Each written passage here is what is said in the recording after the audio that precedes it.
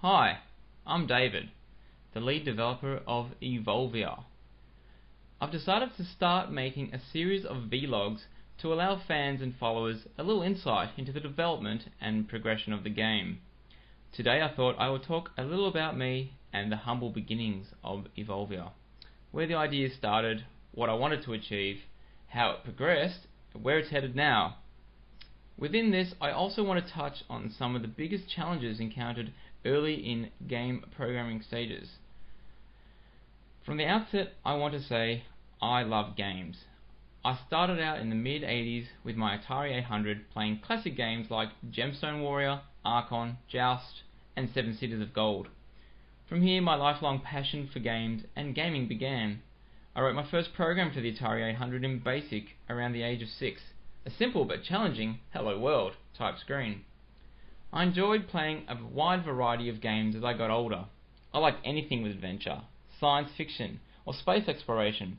Games like Space Quest, Mario, No Tune StarCraft, Killing Floor, Orbiter, Minecraft, Unreal World, Oblivion, Mass Effect, and Dwarf Fortress. But for all of these, nothing was exactly what I wanted. I really started to think about how I had the tools to create a game that I wanted to play and enjoy around the end of 2010. The way I figured it, if I wanted it, surely someone else out there was interested in it too. I wanted to go back to the roots of what makes adventure games fun, yet incorporate gameplay style that is familiar to modern day gamers. I also really like the concept of adventure and survival, but on an alien world. My very first attempt at creating this was in a little program by the name of BlockDig.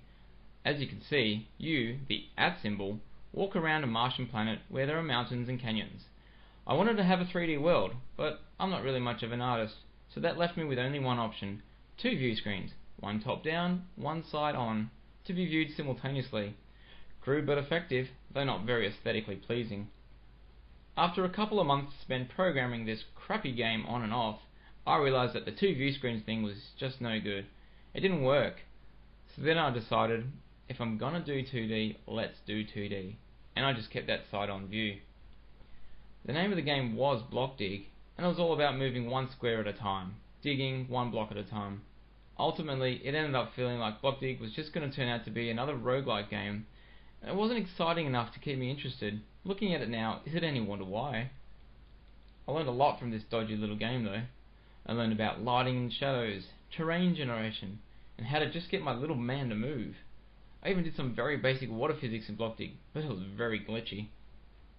A lot of the foundations for Evolvia were established in programming BlockDig as well, particularly how the terrain is stored and accessed in memory. After a few weeks of just thinking on it, brainstorming, I decided I really want to continue with a side-scrolling concept, yet have the player moving smoothly through the terrain rather than a big block.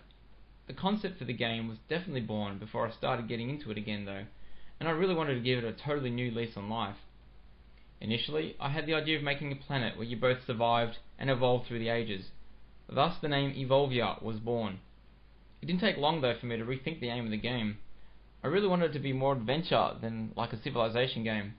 I wanted the player to be involved and not rushed. The name stuck though, and to be honest, I kind of like it as the planet's name now.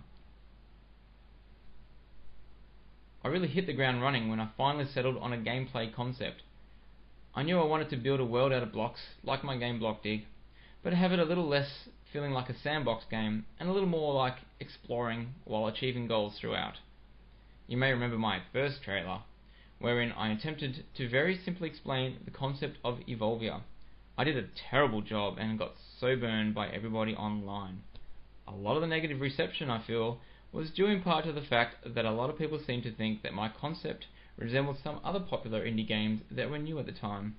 A lot of people also seemed to think, mistakenly, that this trailer was supposed to represent a final version of Evolvia.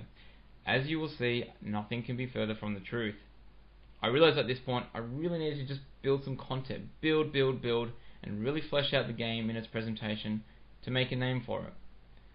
It was also abundantly clear that something had to be done about the artwork, or should I say, lack of. I'm pleased to report the artwork issue is definitely on its way to being resolved, thanks to the incredible contributions of Evolvia's new artist, Rian. He is hard at work replacing all of my terrible placeholders. This is a big job.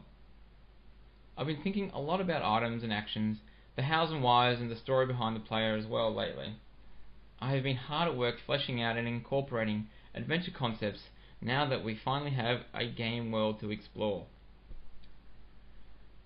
It's been a monumental task over the past 3 months of development, just getting the game to be in a playable state as it is now.